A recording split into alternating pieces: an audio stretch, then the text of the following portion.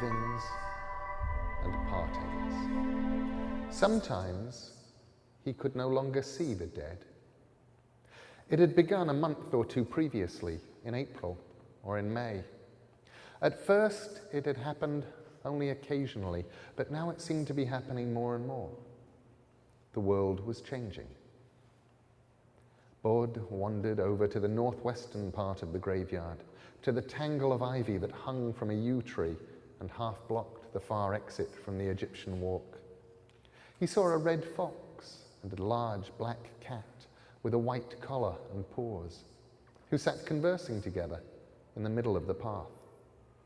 At Bod's approach, they looked up, startled, then fled into the undergrowth as if they had been caught conspiring. Odd, he thought. He had known that fox since it had been a cub, and the cat had prowled through the graveyard for as long as Bod could remember. They knew him, if they were feeling friendly. They even let him pet them. Bod started to slip through the ivy, but he found his way blocked. He bent down, pushed the ivy out of the way, and squeezed through. He walked down the path carefully, avoiding the ruts and holes, until he reached the impressive stone that marked the final resting place of Alonzo Tomas Garcia Jones, 1837 to 1905, traveller, lay down thy staff. Bod had been coming down here, every few days for several months. Alonzo Jones had been all over the world, and he took great pleasure in telling Bod stories of his travels. He would begin by saying, "Nothing interesting has ever happened to me," then would add gloomily, "and I have told you all my tales."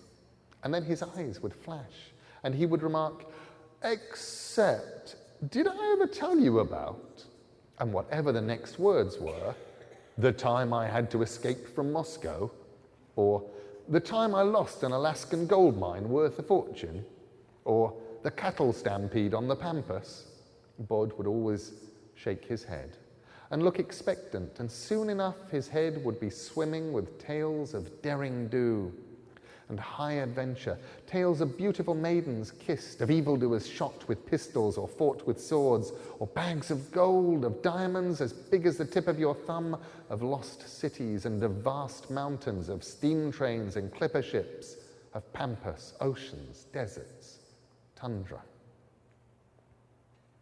Bod walked over to the painted stone, tall, carved with upside-down torches, and he waited, but saw no one. He called to Alonzo Jones, even knocked on the side of the stone, but there was no response. Bod leaned down to push his head into the grave and call his friend, but instead of his head slipping through the solid matter, like a shadow, passing through a deeper shadow, his head met the ground with a hard and painful thump. He called again, but saw nothing and no one, and carefully, he made his way out of the tangle of greenery and of grey stones and back to the path. 3 magpies perched in a hawthorn tree took wing as he passed them. He did not see another soul until he reached the graveyard's southwestern slope, where the familiar shape of Mother Slaughter, tiny in her high bonnet and her cloak, could be seen walking between the gravestones, head bent, looking at wildflowers. "Here, boy," she called. "There's nasturtiums growing wild over here. Why don't you pick some for me and put them over by my stone?" So Bod picked the red and yellow nasturtiums, and he carried them over to Mother Slaughter's headstone, so cracked and worn and weathered that all it said now was, "Laugh," which had puzzled the local historians for over 100 years. He put down the flowers in front of the stone respectfully. Mother Slaughter smiled at him. "You're a good lad. I don't know what we'll do without you." "Thank you," said Bod. "Then, where is everyone? You're the first person I've seen tonight." Mother Slaughter peered at him sharply. "What did you do to your forehead?" she asked. I bumped it on Mr. Jones's grave. It was solid. But Mother Slaughter was pursing her lips and tilting her head. Bright old eyes scrutinized Bod from beneath her bonnet. I called you boy, didn't I? But time passes in the blink of an eye, and it's a young man you are now, isn't it? How old are you? About 15, I think.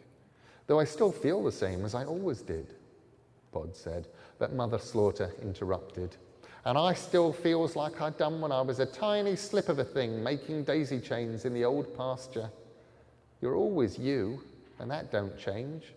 And you're always changing, and there's nothing you can do about it. She sat down on her broken stone and said, I remember you the night you came here, boy. I says, we can't let the little fellow leave, and your mother agrees, and all of them starts argufying and whatnot until the lady on the grey rides up. People of the graveyard, she says, listen to Mother Slaughter. Have you not got any charity in your bones? And then all of them agreed with me. She trailed off, shook her little head. There's not much happens here to make one day unlike the next. The seasons change, the ivy grows, stones fall over. But you coming here, well, I'm glad you did, that's all.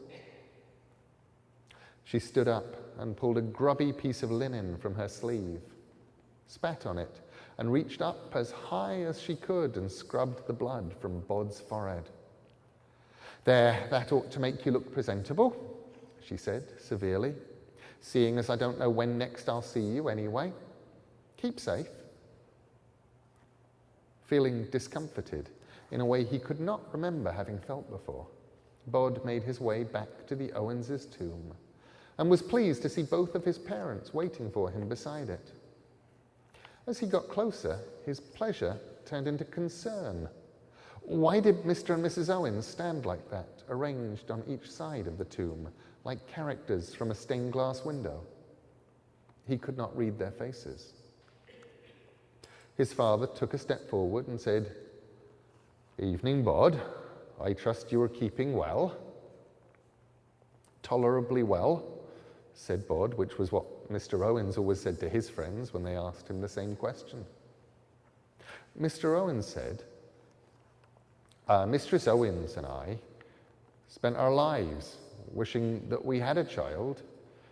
I do not believe that we could have ever had a better young man than you, Bod. He looked up at his son with pride. Bod said, well, yes, thank you, but he turned to his mother. Certainly he could get her to tell him what was happening, but she was no longer there. Where did she go? Oh, yes, Mr. Owens seemed ill at ease. You know, Betsy, there's things, times when, well, you don't know what to say. You know? No, said Bod. I expect Silas is waiting for you, said his father. And then he was gone. It was past midnight. Bod began to walk toward the old chapel. The tree that grew out of the gutter on the spire had fallen in the last storm, taking a handful of the slate-black roof tiles with it. Bod waited on the grey wooden bench, but there was no sign of Silas. The wind gusted. It was late on a summer's night when the twilight lasts forever, and it was warm, but still, Bod felt goose pimples rising on his arms. A voice by his ear said, Say you'll miss me, you lumpkin. Liza? Said Bod. He had not seen or heard from the witch girl for over a year, not since the night of the jacks of all trades. Where have you been? Watching, she said. Does a lady have to tell everything she does? Watching me? Asked Bod. Liza's voice, close to his ear, said, Truly, life is wasted on the living, nobody Owens, for one of us is too foolish to live, and it is not I. Say you will miss me. Where are you going? Asked Bod. Then, of course I will miss you, wherever you go.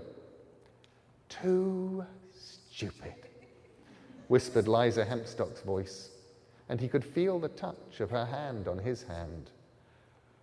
Too stupid to live. The touch of her lips against his cheek, against the corner of his lips. She kissed him gently, and he was too perplexed, too utterly wrong-footed to know what to do. Her voice said, I will miss you too, always. A breath of wind ruffled his hair, if it was not the touch of her hand, and then he was, he knew, alone on the bench. He got up. Bod walked over to the chapel door, lifted the stone beside the porch, and pulled out the spare key left there by a long-dead sexton. He unlocked the big wooden door without even testing to see if he could slip through it. It creaked open, protesting. The inside of the chapel was dark, and Bod found himself squinting as he tried to see. Come in, Bod. It was Silas's voice. I can't see anything, said Bod. It's too dark. Already, said Silas. He sighed. Bod heard a velvet rustle, then a match was struck, and it flamed, and was used to light two huge candles that sat on great carved wooden candlesticks at the back of the room.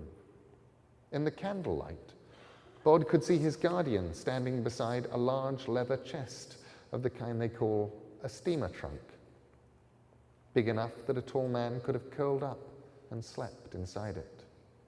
Beside it was Silas's black leather bag, which Bod had seen before on a handful of occasions, but which he still found impressive. The steamer trunk was lined with whiteness. Bod put a hand into the empty trunk, touched the silk lining, touched dried earth. Is this where you sleep? He asked. When I am far from my house, yes, said Silas. Bod was taken aback. Silas had been here as long as he could remember, and before. Isn't this your home? Silas shook his head. My house is a long, long way from here, said Silas. That is, if it is still habitable. There have been problems in my native land, and I am far from certain what I will find on my return. You're going back? Asked Bod. Things that had been immutable were changing. You're really leaving? But you're my guardian. I was your guardian, but you were old enough to guard yourself. I have other things to protect.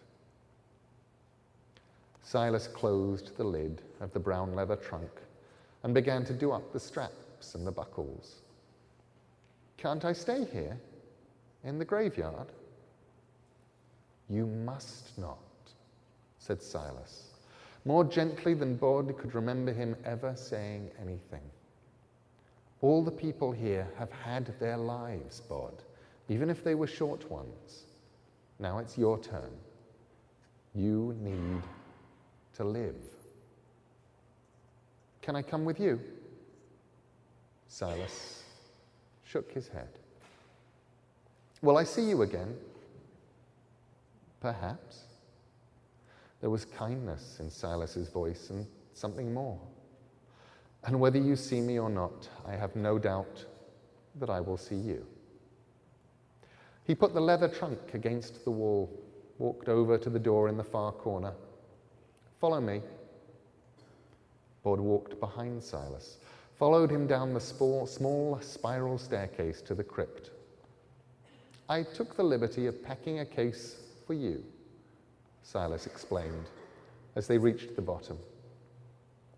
On top of the box of mildewed hymn books was a small leather suitcase, a miniature twin to Silas's own.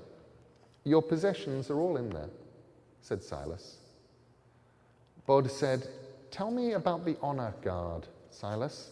You're in it, Miss Lupescu was. Who else? Are there a lot of you? What do you do? We don't do enough, said Silas. And mostly we guard the borderlands. We protect the borders of things. What kind of borders? Silas said nothing. You mean like stopping the man Jack and his people? Silas said, we do what we have to. He sounded weary. But you did the right thing. I mean, stopping the Jacks. Well, they were terrible. They were monsters. Silas took a step closer to Bod, which made the youth tilt back his head to look up at the tall man's pale face. Silas said, I have not always done the right thing. When I was younger, I did worse things than Jack, worse than any of them. I was the monster then, Bod, and worse than any monster. It did not even cross Bod's mind to wonder if his guardian was lying or joking. He knew that he was being told the truth. He said, but you aren't that any longer, are you? Silas said, people can change, and then fell silent. Bod wondered if his guardian, if Silas, was remembering. Then, it was an honor to be your guardian, young man. His hand vanished inside his cloak, reappeared holding a battered old wallet. This is for you. Take it. Bod took the wallet, but did not open it. It contains money, enough to give you a start in the world, but nothing more. Bod said, I went to see Alonzo Jones today, but he wasn't there, or if he was, I couldn't see him. I wanted him to tell me about distant places he'd visited, islands and porpoises and glaciers and mountains, places where people dress and eat in the strangest ways. Bod hesitated. Then, those places, they're still there. I mean, there's a whole world out there. Can I see it? Can I go there? Silas nodded. There is a whole world out there, yes. You have a passport in the inner pocket of your suitcase. It's made out in the name of Nobody Owens and was not easy to obtain. Bod said, if I change my mind, can I come back here? And then he answered his own question. If I come back, it will be a place, but it won't be home any longer. Silas said, would you like me to walk you to the front gate? Bod shook his head. Best if I do it on my own. Silas, if you're ever in trouble, call me. I'll come and help. I, said Silas, do not get into trouble. No, I don't suppose you do, but still. It was dark in the crypt, and it smelled of mildew and damp and old stones, and it seemed for the first time very small. Bod said, I want to see life. I want to hold it in my hands. I want to leave a footprint on the sand of a desert island. I want to play football with people. I want, he said. And then he paused and he thought, I want everything. Good, said Silas. Then he put up his hand as if he were brushing away the hair from his eyes, a most uncharacteristic gesture. He said, if ever it transpires that I am in trouble, I shall indeed send for you. Even though you don't get into trouble? As you say. There was something at the edge of Silas's lips that might have been a smile and might have been regret and might just have been a trick of the shadows. Goodbye then, Silas. Bod held out his hand, as he had when he was a small boy, and Silas took it in a cold hand the colour of old ivory, and shook it gravely. Goodbye, Nobody Owens. Bod picked up the little suitcase.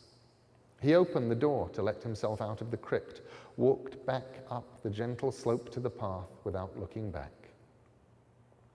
It was well after the gates were locked. He wondered, as he reached them, if the gates would still let him walk through them, or if he'd have to go back into the chapel to get a key. But when he got to the entrance, he found the small pedestrian gate was unlocked and wide open, as if it was waiting for him, as if the graveyard itself was bidding him goodbye.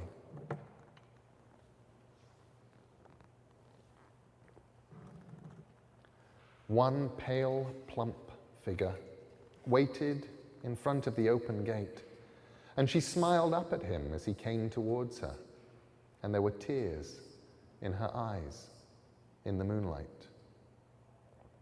"Hello, Mother," said Bod. Mistress Owens rubbed her eyes with a knuckle, then dabbed at them with her apron, and she shook her head. "Do you know what you're going to do now?" she asked. "See the world," said Bod. "Get into trouble, get out of trouble again. Visit jungles and volcanoes and deserts and islands. And people. I want to meet an awful lot of people." Mistress Owens made no immediate reply. She stared up at him, and then she began to sing a song that Bod remembered. A song she used to sing him when he was a tiny thing. A song that she had used to lull him to sleep when he was small. "Sleep, my little babby-o, sleep until you waken. When you wake, you'll see the world, if I'm not mistaken." "You're not," whispered Bod, "and I shall. Kiss a lover, dance a measure, find your name and buried treasure." Then the last lines of the song came back to Mistress Owens, and she sang them to her son. "Face your life, its pain, its pleasure. Leave no path untaken." "Leave no path untaken," repeated Bod. "A difficult challenge, but I can try my best." He tried to put his arms around his mother then, as he had when he was a child, although he might as well have been trying to hold mist, for he was alone on the path. He took a step forward through the gate that took him out of the graveyard. He thought a voice said, "I am so proud of you, my son."